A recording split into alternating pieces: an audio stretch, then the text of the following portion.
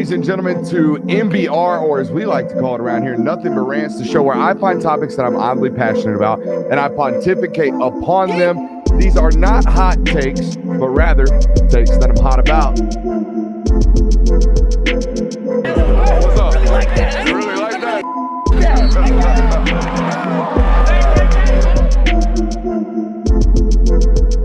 Let's shut up and grind some tape. I got it. Man, oh man, oh man. You know, I don't like to do this. I don't like to call nobody out. But my boy J Will just flat out exposed somebody. And this hurts my heart. This hurts my soul. Because this is the first Patreon subscriber ever. The first one ever. His name is Jeremiah Stoddard. He's a good friend. I mean, he's a really good friend. But apparently, according to J Will, who is his co-host on, what's that show y'all do? Classic City Sports. On Classic City Sports, okay.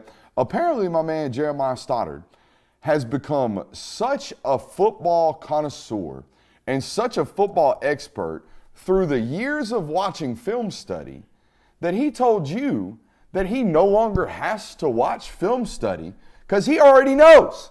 Brooks done taught it. Brooks done taught him how to watch football, and now he don't even have to show up and watch film study. You know what that is? That's complacency. That is what that is. That is, I know it all. I'm so smart. I done figured it out. You know who stops watching film? Losers. People who don't want to get better no more. People who are complacent at the place they are at in life. Can't have it. Can't have that type of complacency around me. So Jeremiah Stoddard, guess what? You're on my shit list. On my shit list. And I started today for that right there, for no other reason. The 36 people watching tonight, the people on rewatch coming in and watching, like, why is man's taking time out of his day? Because it hurt.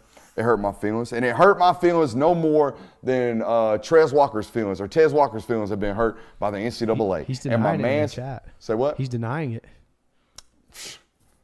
Fake news. Anyways, Tez Walker finally free. We've given Mans enough time today.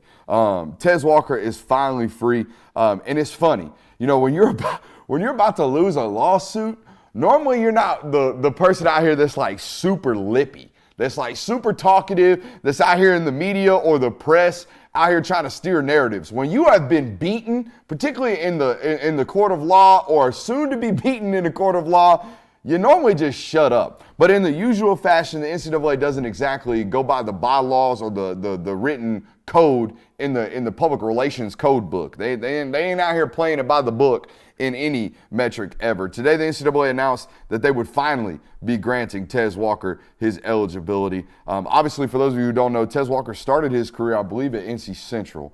But they were potentially in the midst of shutting down their program during 2020. So your program that you're at is shutting down their football program. You should probably have the right to go somewhere else. So he did. He went to Kent State, and after 2 years at Kent State, setting the mid-major markets on fire. He became one of the more coveted graduate transfers in the portal this year, and obviously transferred to North Carolina, then was forced to sit out and was deemed ineligible by the NCAA. Now, the NCAA comes out today, and this is one of the more petty, publicly released statements I've ever really read, and this is how you know this ain't biased. One of the people who wrote this, it's not just Charles Baker, the NCAA president. It's also our guy Jerry Moorhead, the president of the University of Georgia. So I hope I don't get in trouble here, but this is crazy. This is crazy stuff in terms of the level of pettiness that is written in this statement that was released today. Quote, "It is unfortunate that UNC failed to provide this important information previously. While we must be careful not to compromise a student athlete's right to privacy when it comes to sensitive issues, we want to assure the Division I membership and everyone watching how the new transfer rules are applied. That this meets the new transfer waiver standards." This now, this new piece of information that they got from UNC now meets the transfer waiver standards of the NCAA. Therefore, he is eligible. That wasn't in the statement. I'm riffing here. This is UNC's behavior and decision to wage a public relations campaign is, quote, "inappropriate and outside the bounds of the process UNC's own staff supported." And this is my favorite quote of the whole thing. "Had the UNC staff not behaved in this fashion and submitted this information weeks ago, this entire unfortunate episode could have been avoided." Okay, that last part, quote, "Had the UNC staff not behaved in the fashion and submitted this information in weeks ago, this unfortunate event could have been avoided. That last statement, guys, sounded extremely, extremely personal to me. It was not, had they given us this information, everything would have been copacetic. It was, had y'all not acted in a way that we don't like and given us this information, then we would have approved this. And now you're sitting at home, you're probably wondering, what the hell is the new information? And I found an article today. I want to give these guys some good shout outs here. I got to find this article because it was really well done. But anyways, I'll come back and give it to you later. But in this article, it was important that they left out this quote unquote most important info from the NCAA in their quotes. They didn't tell you what it was. So that's what we wanted to question. What was this newfound information that the NCAA received? Here's the new information. North Carolina not only has 5 attorneys working on Tez Walker's lawsuit case against the NCAA, but they got the Attorney General of the state involved this last week. Okay, on September 26th, he sent an article to the NCAA president, Charlie Baker. In that letter, I want to read this to you. Stein calls the NCAA's decision, quote, wrong and likely illegal. He lays out several legal arguments and writes the transfer rules are, quote, as applied to Mr. Walker's unique case, are likely to survive, are unlikely to survive rule of season review, but the transfer rules also seem likely to violate the antitrust laws more broadly. Okay, that's the key note right there. He also writes, quote, the office is considering the full range of options at its disposal to investigate the NCAA's potential antitrust laws. Steen then later on demanded a letter from the NCAA on September 29th. So this newfound news, this newfound information, in my opinion, based off what I've seen, now it may be medically released, we don't know this, but based off the timelines of this interaction, it seems relatively unique to me that the NCAA came out and approved Tez Walker today after about, 10 days ago, receiving a letter from the Attorney General basically threatening an antitrust lawsuit, which, guys, if you don't know, the antitrust lawsuit is the last Jenga block before all this NCAA stuff starts timbering down. Okay, an antitrust lawsuit is essentially, from the way I interpret it, antitrust lawsuits and the violations that the NCAA has been threatened with here is what is going to enact pay for play. Okay, the NCAA is one of the only, and college sports in general, are one of the only businesses and entities and industries, if you will, in the entire world that is multi-billions of dollars worth of industry, okay, but is off the backs of unpaid labor. You guys know this. This is why name, image, and likeness was enacted, but people thought that was like, oh, great, players are being paid. Players are kind of being paid, but it's pay for play. It's not portions of revenue splits. That's not what this is. That part, the portions of revenue splits part, that's the antitrust lawsuit that the NCAA is petrified of ever happening. Because the moment the NCAA is dragged by the toes into court of law for an antitrust lawsuit, they're gonna lose. Okay, and the moment they lose whatever antitrust lawsuit, like this one with Tez Walker, okay, the moment they lose one of those, they're losing them all. And then next thing you know, portions of revenue splits are having to get peeled out. And then Title IX gets enacted and literally the whole NCAA system comes crumbling down the moment pay for play and true pay for play, which is revenue splits, revenue portion splits. The moment that happens, the NCAA is gone. Thoughts? They just be wilding this year, man. Just be wilding, dog. Apparently, they came into the 2023 season feeling some type of way because any time that we see the NCAA involved in the news this year, it's been very loud. It hasn't been like some quiet sort of like, oh, yeah, we were in the wrong here. We're going to correct that. They've been very loud about how they feel about things. It's not even – it's been almost borderline informal. Yeah, no, not borderline. It is informal. Like the stuff, the cheeseburger comment with Jim Harbaugh, that's an active NCAA investigation, okay? They are still in the process of figuring out what the finalities of those are going to be. So imagine this. Imagine I'm suing Kirby, okay? And in part of that lawsuit, I don't know, just play with me here, okay?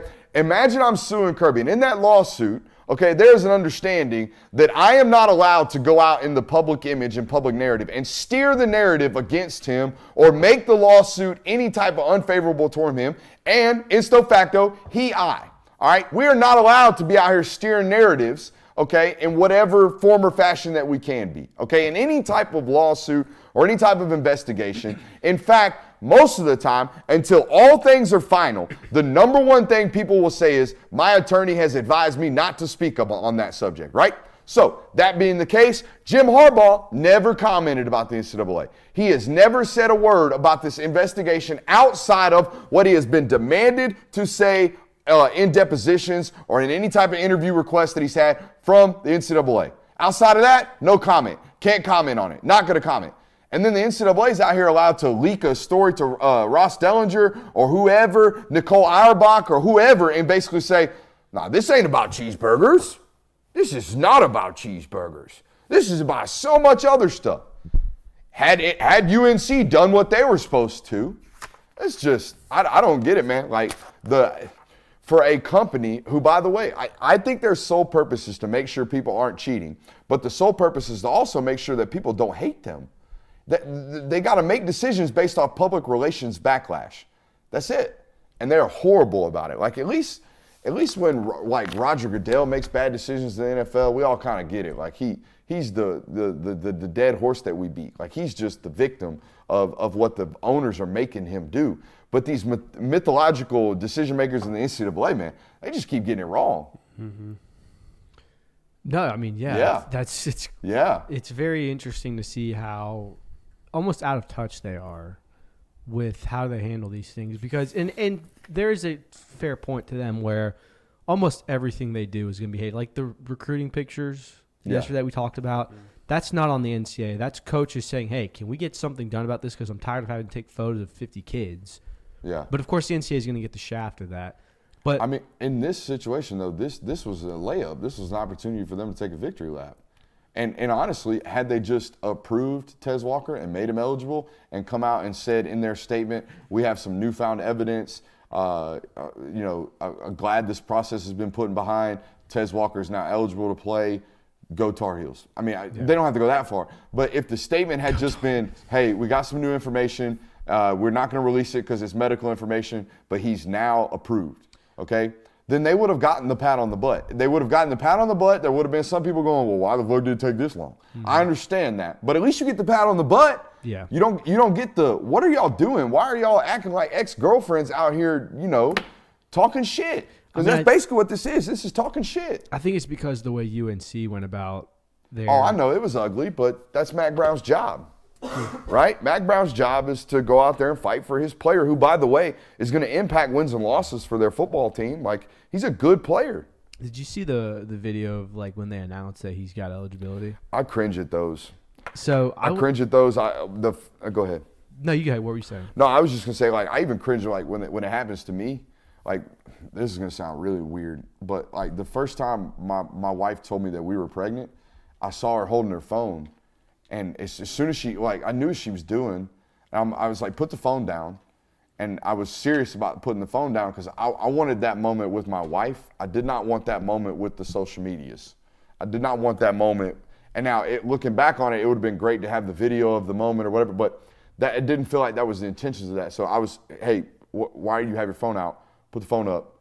Put the phone up. We had our moment. And it was one of the more special moments of my life to find out that we were having a child.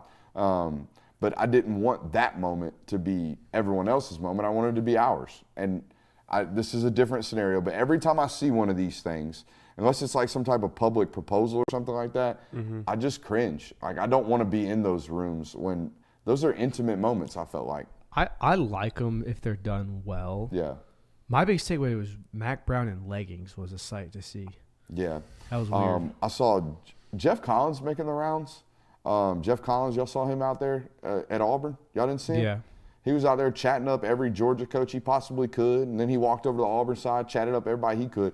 My man's out here rocking, like, the tightest of joggers, like skin tight. And he also did, and I'm not trying to call man's out because I'm a fellow big guy myself with a rotund midsection. He also did the fat guy trick. Here's the fat guy trick. You ready? When you got a jacket on, a zip up that's got pockets on it, if you stick your hands in your pockets and like pull your shirt up, they can't see your fupa, and they won't be able to see your back fat neither. Okay, so hands in the pocket the whole time. Big toe walker too. Big toe walker. Walks on his toes. Is that your analysis of Jeff Collins? Just my analysis of Jeff Collins. And I thought he kind of got the shaft. Tough rebuild at Georgia Tech, I thought. Going from Paul Johnson, triple option, to actually having to recruit like a normal college football program, kind of hard. Kind of hard to do. But, you know, there was some goofy stuff going on. Especially when the University of Georgia has pretty much put a stranglehold on that entire metro Atlanta area. Yeah, them and South Carolina and Clemson and Wake Forest. And, I mean, I've been here long enough to kind of know the players when it comes to metro Atlanta. Like, Clemson recruited every player Georgia Tech should have just camped out at the doorstep of the last 2 years. Like, every single one. Georgia Tech should have. Basically, if Georgia isn't interested, Georgia Tech needs to be there playing it up. Stay home, baby. Stay home, baby. Stay home, baby. No, you're 100% right. But no, I thought, we haven't even welcomed folks into the night show. Welcome into the night show. Make sure you're hitting the thumbs up button, like, subscribe, and rate and reviewing. Also want to give a shout out to the folks at Prize Picks. 100% deposit match today on prizepicks.com using promo code Brooks. I know the folks watching right now are the true diehards. Okay, y'all are film guy aficionados. Y'all are film guy fanatics. If you want some merch, we have the merch link in the show description today. We got dope hats. We got this one. And did you bring your black one? Yeah, it's over in my bag. Go grab it just for a second. We want to show the people the merch. We got hats. We got gray. We got black. We got gray and black shirts. We also have golf polos that you guys have seen. I mean, it ain't even going to be like that, Spidey, man. It ain't even going to be like that, Spidey. But no, we got some good stuff over there on the Film Guy merchandise page. So it all is pretty dope. We'll see what your Frisbee skills look like. Oh! How about that? Okay, we got some good stuff. So if you're, more of a floppy hat, kind of traditional golf hat, or whether you're a trucker hat guy, we got something for you over there on the Film Guy merch website. So, yeah, that's what's up. I'm getting the hat back, right? Huh? I'm getting the hat back. Yeah, you can have it right now. Where are we going next? What's this thing about iced out stopwatches? Yeah, I didn't really see this either. My God, I think it got deleted from the internet because it was so crazy. So crazy. Shouts out to boy Nick Williams. Nick Williams was a former defensive analyst at the University of Georgia. I also think he played safety at Georgia. Sounds familiar now. Check that up on me. I think he transferred in and played his last 2 years at the University of Georgia as safety. But was a defensive analyst. He's from Bainbridge, Georgia. I've followed him on socials for a long time and have known about him. But he obviously coaches defensive line. I think he's an edge coach. I think he's a defensive ends coach out there at Colorado. And if you haven't seen Deion's necklace, his whistle, that thing is iced out. He got a brand new one today or yesterday, and that's not what set me off, but that's not what caught my eye. The whistle had 2 and 1 on the other side, and obviously had prime, and it was gold. It had diamonds all over. I couldn't imagine putting it in my teeth, because if you've ever seen a football coach, they hold the whistle in their teeth and they talk like this all goddamn day. So I couldn't imagine holding a gold whistle on my teeth. But they do that. Anyways, so I saw that and I was like, dang, Prime got him a new whistle. And in fact, if I'm ever a head coach, I'm going to have a whistle on my chain. It ain't going to be a gold chain. It ain't going to be nothing crazy, but it's going to be a nice silver chain, and the whistle going to be on the end of it. But that's not what blew my mind. What blew my mind was buying the defensive ends coach a gold-plated stopwatch necklace. So now, coaches walk around with stopwatches sometimes. Now he's got a chained-out stopwatch. And I'm trying to figure out how you even plated that thing. And what happens if the battery runs out on the stopwatch? You got to buy a new chain? You got to buy a new one. Nah, surely it's interchangeable. Huh? Also, Nick Williams transferred in from North Alabama to Georgia and played there from 2008 to 2010. Played both safety and linebacker. How about that? And was actually the outside linebackers coach, or helped out with the outside linebackers coach at Georgia. So played safety, moved to linebacker, coaches D-ends. Interesting. Has moved his way closer to the football. But no, I know we didn't see it. I know y'all didn't see it, but I just want to talk about it because I've never seen that. I did not see that when I looked it up. I would have to see that much. To be like, what the hell? Should we tell the people to stay away from searching? Yeah. What was it? Do not go into Twitter and search Colorado stopwatch. Just don't do it. I'm doing it right now. Do not do it. I'm telling you. I'm doing it right now. Do not do it. All right, let's get a little reaction. Colorado space stop space watch. Maybe that was the problem. Maybe. I think stopwatch is one word. Stopwatch is one word. Well, I don't know if I did space or not, but I don't think it's going to matter. I don't think it's going to matter either. Just give it a couple scrolls. I don't see anything. It's great content. No, but yeah, I saw some new ice, some new aged ice out there in Colorado today. So after the last 2 losses, they got some new chains and got some new stopwatch and some new gear. So good for them. Yeah, I'm not seeing anything. That's good. What is your algorithm trying to tell you? Oh, I searched it up off of Brooks's Twitter account. Cock and balls. Next segment. It's not the last Colorado segment we have though.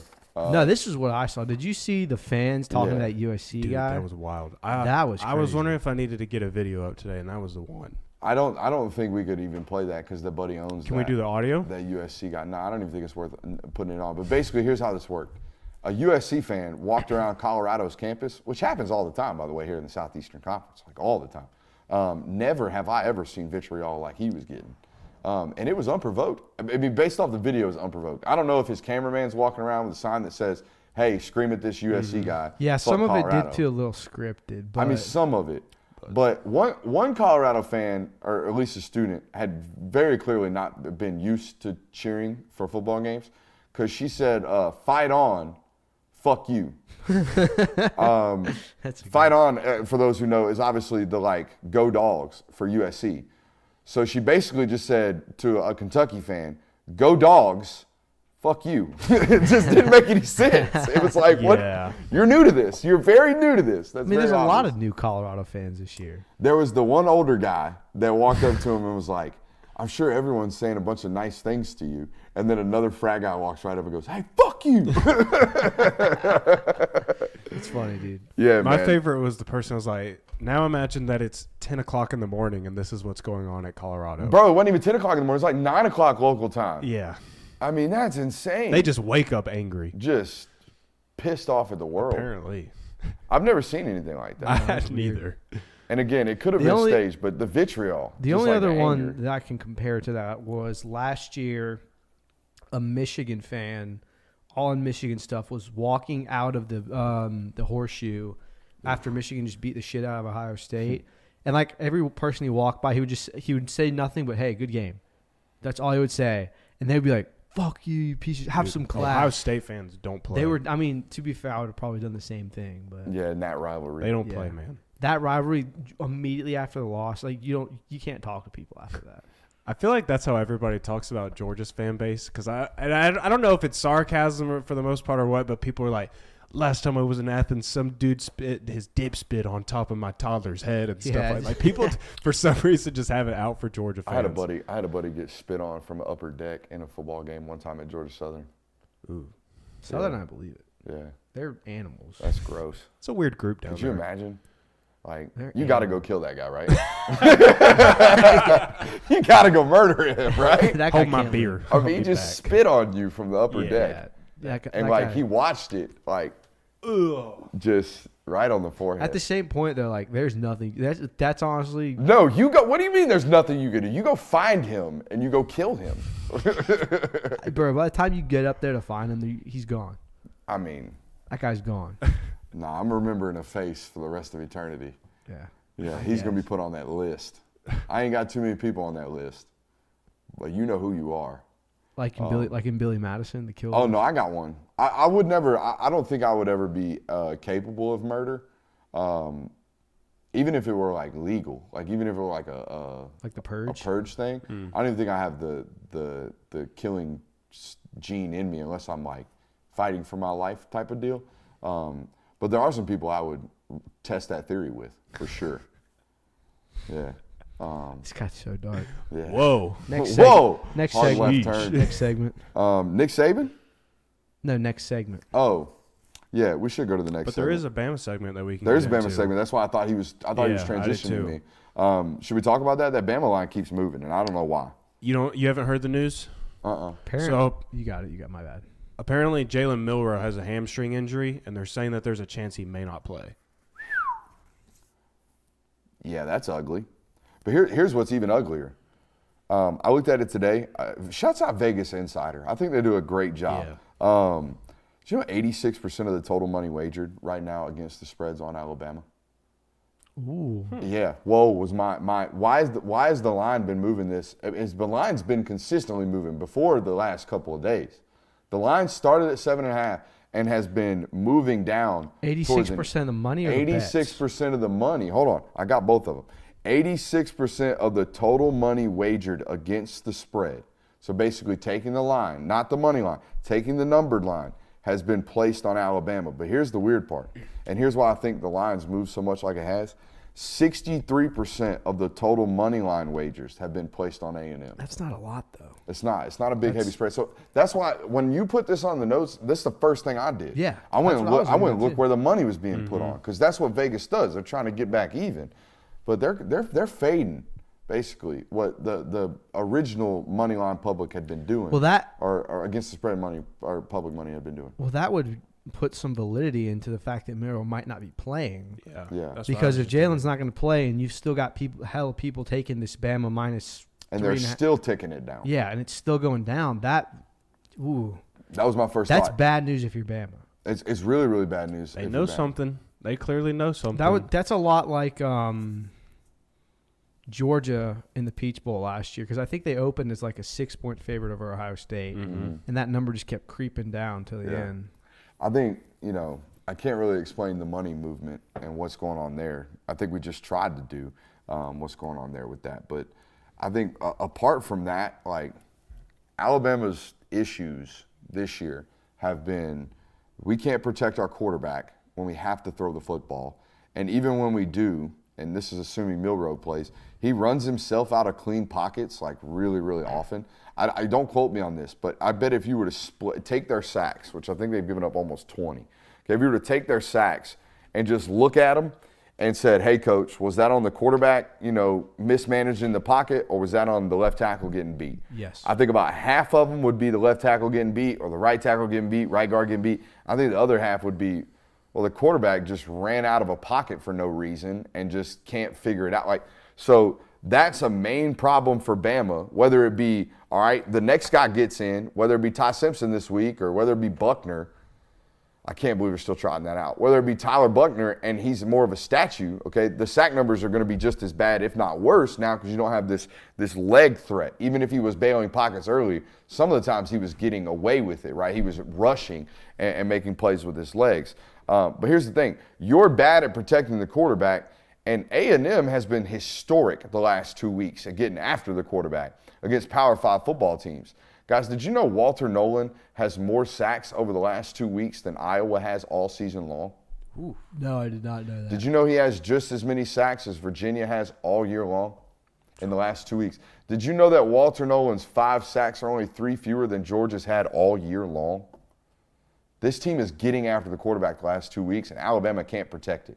Oh, and by the way, we told you last night, A&M's really stout against the run. Really stout against the run. So it's looking worse and worse and worse and worse for Bama, and they'll probably win the game by 10. Yeah. That's the joke. But we'll save it for unless it happens.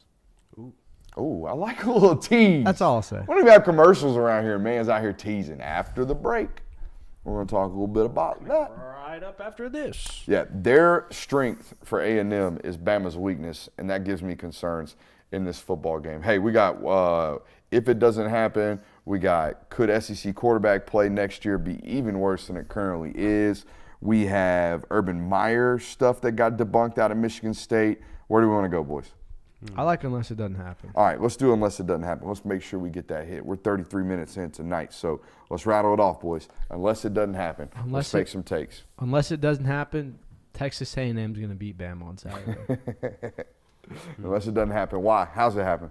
Well, for like everything you just laid out, what A&M is good at, Bama isn't as superior at, and that's kind of where Bama can only really run the ball effectively. Yeah. Like if you tell Bama, okay, you're gonna have to get into a shooting match, they're losing that game. Ooh. Yeah. Plus, I think the fact that they're at home field, and I just don't believe in this Alabama team. I like it. So unless it doesn't happen, A&M wins on Saturday. All right, I got one right here.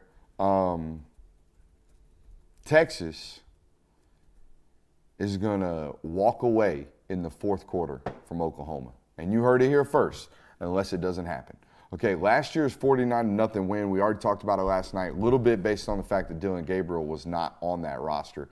Also a little bit to do with the fact that Brent Venables was still working in his first-year defense, right? Still getting his people and his organization lined up with how he wanted to play defense. So I don't expect that type of thrashing. I expect a really, really tight, heavily contested first 3 quarters, and then I think Texas is the football team that we believe them to be now, okay? And Quinn Ewers is the quarterback we believe him to be now, and the offensive and defensive lines from that football team take over in the fourth quarter. I think it's a 14, maybe 17-point win walking away in the fourth. You heard it here first, unless it doesn't happen. I like that What one. were you two whispering about over there? I looked over at his computer. Stay scheming.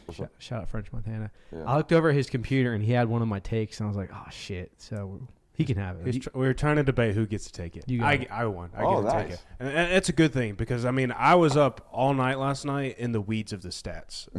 Stats that you haven't even heard of, stats that don't even exist unless you are me and you have this type of knowledge. And based on the numbers that I crunched, I came to the conclusion that UCLA is going to end Washington State's special run this season. Ooh. They're going to put the first loss of the Cougars L column. Dante Moore breakout game incoming. I like that. I co-signed that take as well. You co-signed that take? We're both UCLA sneaky good, I think. Chip Kelly, sneaky underrated football. One of those teams that any Saturday they could beat anybody. Yeah. Any given Saturday. And by the way, it's the Pac-12, and it's about time the Pac-12 starts eating itself. It's about time Pac-12 start Pac-12. It's munching time for the Pac-12. It's time to ruin some potential national championships. Do you have another one? You know what I mean? Yeah, I have one. I think Michigan is going to beat the ever-loving shit out of Minnesota this weekend on the road. Okay? The boat. Yeah, I'm not worried about rowing the boat, and here's why. Minnesota is pretty anemic throwing the football anyways. Their quarterback play is hella sus already through 5 football games, and I think they get made one-dimensional really, really quickly in this football game. I think it's almost – for any Big Ten team this year, it's going to be one of the tougher tasks to say, all right, let's go run the football against Michigan today. Like, I think it's going to be really, really, really hard to do based off what I've seen on tape. So I'm going to take the Michigan Wolverines. I think that line's 18 points, guys, against a 3-2 Minnesota team who is, like I said, they're just not good enough offensively to think that they can hang in this football game. I think Michigan houses P.J. Fleck and them boys. I like that. And you heard it here first, unless it doesn't happen. That's a good one. I got one. Yeah. Ohio State beats the absolute shit out of Maryland. This game's getting a lot of hype because Maryland's 5-0. Everyone's kind of, battle of the undefeateds in the Big Ten. No one really saw Maryland coming. This is such a fugazi 5-0 to me. I think Ohio State goes in and handles. I'm talking like a 21-point victory. I think Ohio State's that superior of a team. They had a kind of a close game last year with Maryland. I think they'll be fine this year and roll easily. So unless it doesn't happen, Ohio State's going to beat the shit out of Maryland. I like that. In my morning prayer time today, I envisioned Touchdown Jesus. You know, the big one that they have at Notre Dame. But instead of Touchdown Jesus, he was given the no. They're like, no good. Just no good. Louisville's going to finally hand Notre Dame a loss this season. I think it's kind of been in the script. They almost got by Ohio State. They almost got again by Duke. I think they're going to have another close one with undefeated Louisville. I like what they got going on with the Cardinals. Plummer's been slinging it. They look like a good football team, and I think that, like, when you have an emotional loss, then you have to squeak one out again against Duke, and then now you got to go against another ranked team that's undefeated. That's a lot to go through in 3 weeks, and I think Louisville's going to give them the second loss. I'm gonna give the fans a little behind-the-scenes perspective. You just mad at Notre Dame still, ain't you? Yeah, you still I'm a little salty. You're still a little hurt. I am a little hurt. That's why I was in the prayer time this morning. Like, you can't keep getting away with it, man. It's the Catholics. Chill out. That's all they do. That's all they do. I think that's from that movie. Honest to God. I think it's from, what's the movie with the Hulk where they bring down the Catholic Church? I don't know that movie plot. The Hulk and the Catholic Church. I don't know about Mark Ruffalo. Yeah, Mark Ruffalo's in the movie. Oh no, he can't keep getting away with this. Spotlight. It's in that movie. They can't keep getting away with it. No. Look it up. I promise you. It's from the movie two Spotlight. different ones of like they can't keep getting. It's away Mark with Ruffalo this. that does that, doesn't he? No. I don't know. I think it's you're old. thinking It's of. old. One of them's an old buddy from what's that show? It's Jesse from Jesse. From that's one of them. Breaking I'm Bad. telling you, Mark Ruffalo does it as well. Yeah, I think there are Jesse's two the famous versions. one. Jesse's the famous one because he's like crying. You can't get it out. Oh, But you got this a super sub unless it doesn't happen. one- Oh, It's all the way. You got to scroll up. all the way unless it doesn't happen. Let's see it. Hot take: Mizzou over LSU. I like this. I like this a lot, Let's get actually. into that. Mizzou, I'm waiting for that defense to click. Yeah. I really am. That defense, I think, returned 85% of production from a year ago. They look big and physical. They haven't played big and physical yet. So I'm waiting for that to turn over. So I think from our boy Nick Carwell right there in the super subs, I think that's not a terrible take. And I think it's one that very easily could happen because I think if you told me, like, if you were to rank top 3 offenses right now, top 4 offenses right now in the SEC, you'd start LSU, okay? Then you'd probably go Ole Miss. Yep.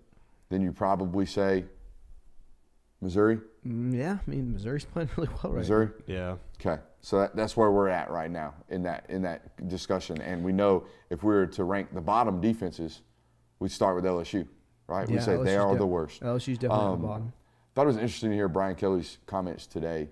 I was watching a press conference, and he was basically asked about the defensive performance, and he said, we have 15 new players, either true freshmen or transfers, playing on our defense right now, and we expected to be this bad on defense. We knew it was going to be a growing year, essentially, on defense. Now, I didn't hear none of this talk when he talking about beating the hell out of Florida State, but I'm just telling you, a lot of people say that was an excuse making, but it is an excuse. It's a real one. He's got 15 new players on the defensive side of the football this year. And I figured at some point they were going to pay for the 18-month vacation the Bayou Bengal took down there.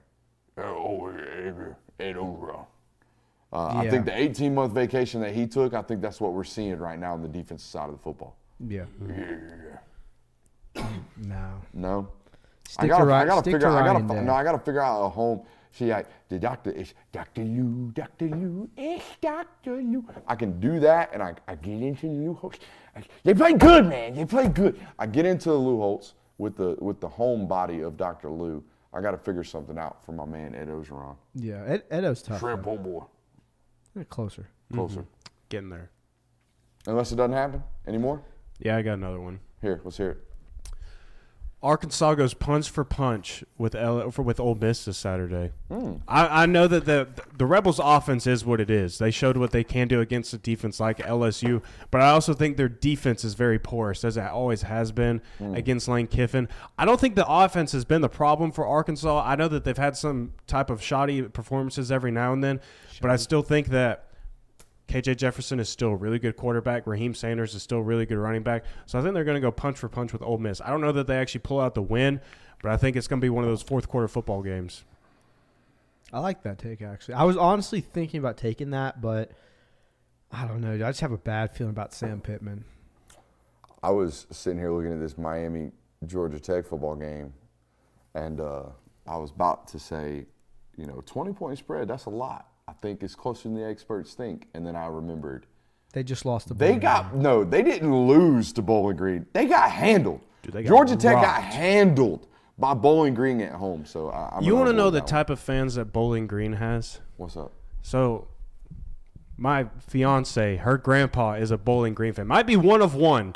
Yeah. He emails me to communicate with me. That's the type of fans that Bowling Green has. Emailers? Emails. And does he have your phone number? Yes. But he chooses to email you. He emails me everything. I'm not going to take no shots at emailers because I have listeners that email me all the time with different suggestions. That's because it's probably the only way they can reach you. Definitely. Or my Instagram DMs, which has seen a lot of boogers over the last 2 or 3 days. So shouts out to you guys over on patreon.com/BrooksAwesome. But this Tech game, or this Tech team. Bad. Very bad. Well, I think they're inconsistently bad. Yeah, they are. They show weeks where they look like when they played Louisville, it was like, whoa! I said, okay, you lost, but I thought they played okay on film against Ole Miss. Mm-hmm. Like they got beat by 23 points, 25 points, but it didn't look like that on tape. Yeah, it wasn't like pure sheer domination. Do we have any more? What else? That was it for me. That's all I got. All right. Where should we go next? Let's talk about this SEC quarterback play. Now, it's bad this year. I put out my SEC quarterback rankings today, only 8. I only felt like ranking 8 quarterbacks because I felt like it was a disservice to even put the other ones up in that category. And I think we're going to continue to lose more and more as the week goes on. But Kirby proposed the question to us in pre-show today, whether or not the quarterback play is bad now, but is it going to potentially be even worse next year? I want you to explain your case, and we'll kind of do a little Mark May versus Dr. Lou right here, because I think it's going to be, spoiler alert, substantially better next year. So when you told me you were going to take the angle of it's going to be better, I kind of backed off. I didn't do as much digging research-wise. Yeah. But just off the top of my head, think about who you would say the top 4 best quarterbacks in the league are right now. Well, I'll tell you, we put out our rankings. Yeah, go ahead and read off those rankings. My phone down. Jaden Daniels. It was Jaden Daniels, Spencer Rattler, Carson Beck, Jackson Dart, Brady Cook, KJ Jefferson, Max Johnson, Graham Mertz. So about 80% of that list is likely to go into the draft. Now, there's a chance you have a couple of guys at stake for their super senior year. I think Brady Cook's only a junior. Jackson Dart's only a junior. But all of them are draft eligible. Mm-hmm. So my thought is if 75% of those guys enter the draft, which will be talent, I think KJ Jefferson's gone. I think Jaden Daniels is gone. I think Spencer Rattler's gone. Mm-hmm. So all those guys like that at the top, you're going to be having teams that are going to be making first-year stars again. Not to mention other guys that are going to be starting freshmen like your Tennessees, like your Floridas. Yeah. So you're going to have a lot of freshmen and first-year starters where it's going to be like those guys are going to have to step up. And traditionally, they don't do super well in the SEC. Yes. So that's kind of my logic behind it. I'm with you from the top, the upper echelon's gone, right? Mm-hmm. Jaden Daniels, Spencer Rattler, the guys that we have will consistently rank in our top 2 of the quarterback rankings on our systems are gone. I'm in agreement with you there. I don't see why Jackson Dart will leave college. I don't think he's a prototype NFL quarterback. Mm-hmm. I mean, he's got good college traits. He's a good football player. Don't get me wrong, but he's not like first-round caliber guy, especially not with the class that's coming out this year. I think Jackson Dart returns. I think Brady Cook's back next year. I think Brady Cook was one of the guys who are and I think both of those football players will take steps. They will take strides, and they've been really, really good this year. So I think those 2 guys will improve significantly. Carson Beck, I don't understand. I don't think he's leaving. That guy's got to come back for another year if he wants to be a high draft pick. I think if he goes out right now and continues to throw for 315 yards on 75% completion percentage and he enters the draft this year, he's maybe a 3rd or 4th round draft pick, and that's great, and he'll survive in the league, I think, because he's got all the traits, 6'5", 225, prototypical arm strength and arm talent, makes great decisions, sits down in the room, talks football great, don't have to worry about him, be a leader of our organization. He checks a lot of boxes. The tape's not there in totality, right? And the sample size. I think one thing that the NFL is now going to, we've talked about this ad nauseum on this network, but some people are new to listening to us, so I'm going to give it to you. If you look at the last one-year starters that have been drafted in the NFL, they are not great track records. Not right now. It's a lot of Mac Joneses. It's a lot of Trey Lances. It's a lot of Mitch Trubisky's. Okay, it's a lot of guys who aren't really panning out right now in the NFL. So they are staying away from football players who only have 13, 14 career starts, and that's what Carson Beck's going to have if he were to declare this year in a really, really loaded class. I think he's back next year. A.J. Swan, we're indifferent about the performances so far. We're indifferent about the roster at Vandy so far, but he's going to be back. Connor Weigman, I don't understand why Max Johnson would leave either. Maybe he goes and plays somewhere else because Connor Weigman's going to be healthy. But Connor Weigman, I've talked about it here. I think he's a first-round caliber, talented football player, and he'll be back. How about DJ Lagway? Next year, going to be a true freshman at Florida. He's going to be fun.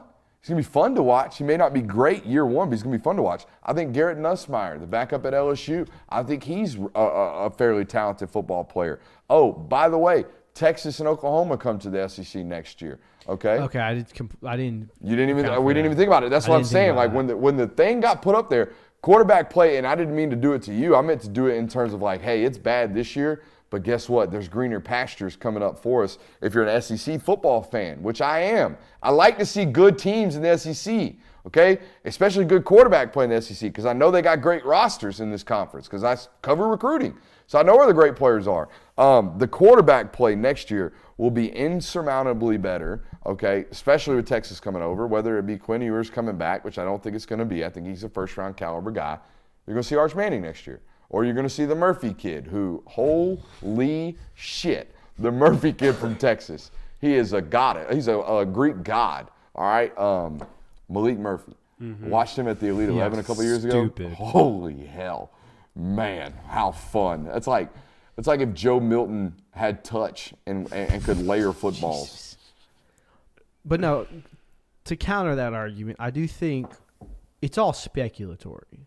There's a chance a lot of these guys fall flat. I mean, coming into this year, we weren't, but people were very high on Joe Milton. People were talking about how Jalen Milroe could maybe be a good quarterback way early in the season. So it's things like that where I think a lot of these guys haven't quite panned out. People were expecting Carson Beck to light the world on fire. He hasn't played bad, but there were a lot of people saying that, Carson Beck's going to have a Joe Burrow type season. He hasn't had that yet.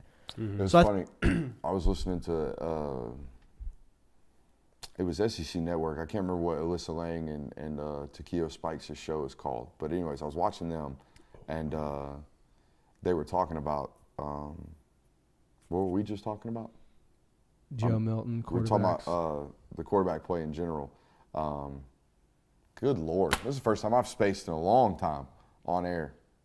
Alyssa Lang, Takeo Spikes, SEC quarterbacks on their talking show about how today. it's kind of disappointing this year. I have no idea where I was going. Oh, it's all right. Moving on. Oh, no. I know where I was going.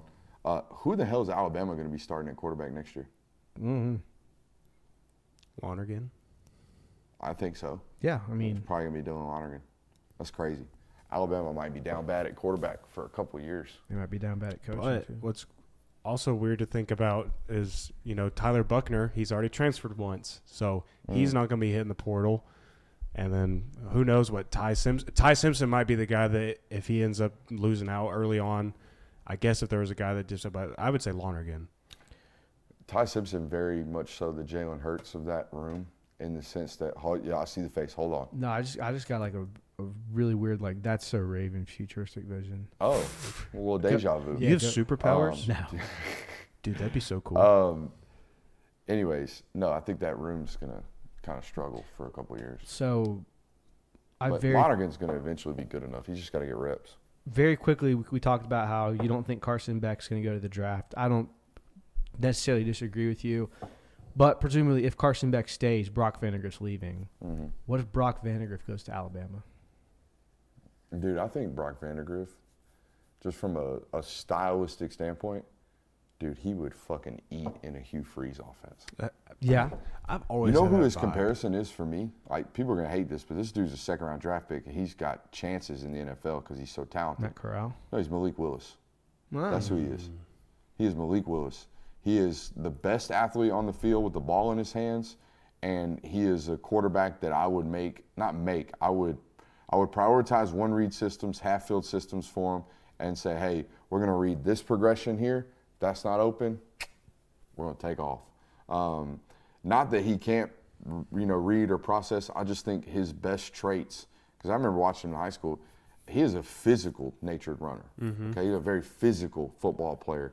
I think he would eat in an offense. He was physical on one knee in high school. Yeah, no PCL.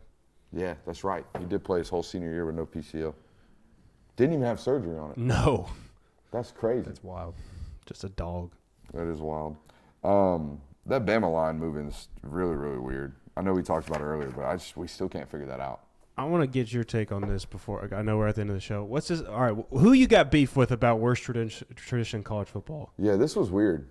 I was just trying to look for a good filler segment, something we could banter about. Okay. But you just wanted to I pull feel like this is one of the, wanted to pull an unnecessary roughness and shit on college football. I feel like this is one of those segments that, like, when you're writing the show notes, or like, this is me when I'm writing show notes, is like, I'll have something pop in my head, and that makes me write down the topic. So I'm finna cook. I just want to see what traditions y'all, because some people love certain traditions and others go like it's stupid. I only study the ones that are cool. I don't know the ones that don't have any. I mean, I'll tell you mine, and I say like, this does one every Syracuse time. football have a bunch of traditions? No. I highly doubt it. But I'm saying, like, there's a lot of popular traditions that people are like, that's the stupidest shit I've ever. Like, there's okay, Clemson. so that's where you wanted to take this. That's what I was Clemson. saying. Yeah, Clemson. like my point. Like, Clemson running down the hill, touching the rock. Stupid. Cringy.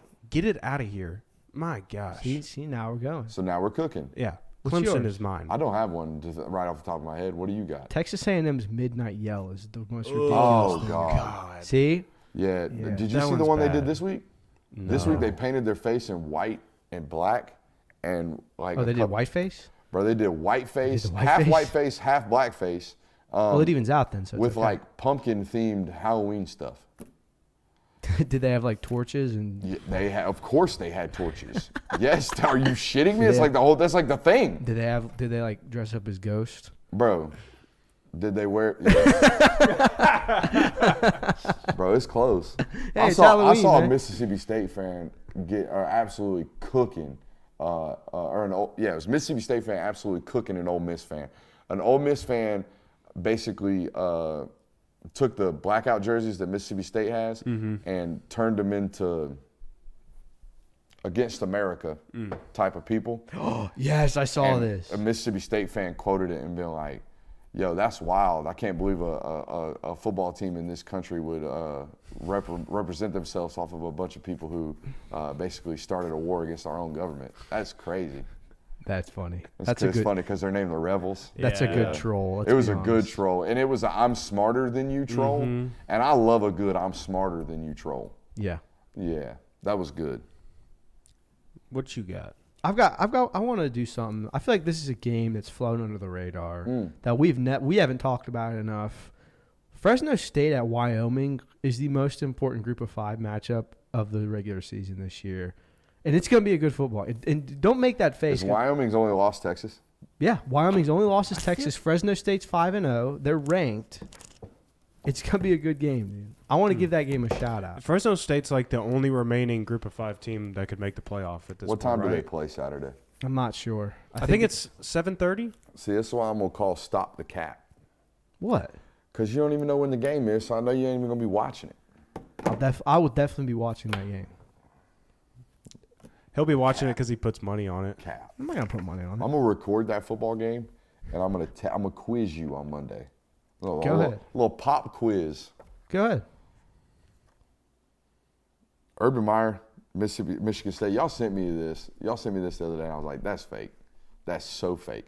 It got real traction. I know, but we got to be really careful about this. And I don't mean to air stuff out on air, but we had a colleague get fired for this the other day. Awful announcing, made fun of him for running with a quote that wasn't real. And he got, and then he ended up having to get fired. So this is a real thing. I hate the internet's like this nowadays, but people are getting got like this all the time. So when it comes to trusting reporting, basically my rule is if you ain't got 40K, I ain't trusting you. Yeah. If you're out here breaking national news, like the fact that Urban Meyer or the idea that Urban Meyer is interviewing for Michigan State jobs, if you out here talking like that, you better have 50, 60, 70,000 followers. All right, you better be working for a national publication and syndication before I'm out here taking you as gospel. Well, I wasn't even saying that like it's a stone cold fact. I was just like, yo, this is crazy. This is crazy. The idea that people think he's eventually gonna get a job, right? If he wants one. That's the thing. That's wild. That's the thing. That's why it's so believable, because it's like he's been out of Jacksonville for what, 2 years now? Yeah. So it's kind of like he's time to dip his toe.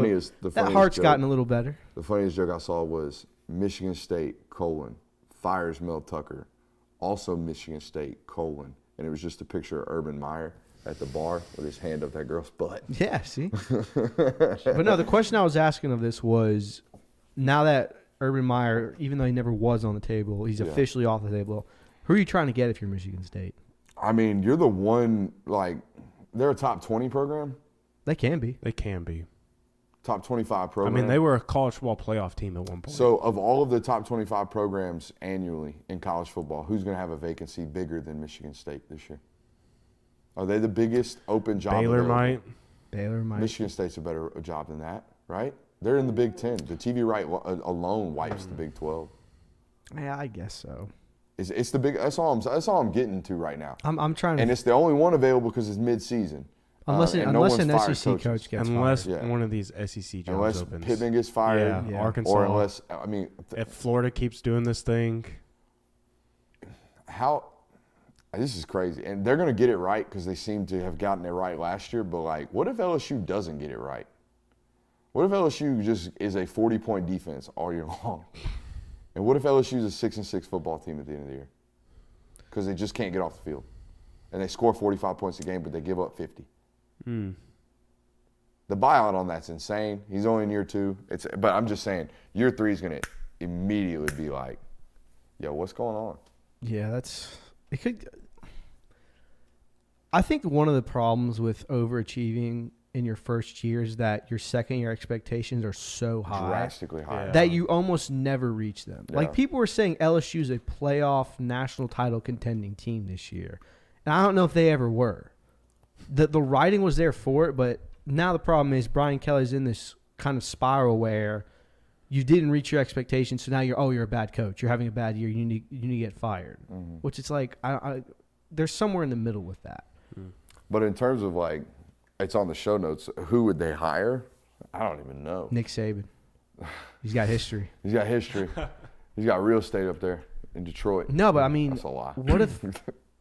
And I know he's probably holding out for a much better job, but could you see a guy like Glenn Schumann taking over a job like that? No, I think they would start with like Mike Elko. That's who also I was gonna say it, but I don't want to keep on this like Duke Mike thing. Elko. I've got Matt Campbell, Mike Elko, Brad White, and you Glenn did Schumann. the Matt Campbell thing. I've been waiting to clown on him.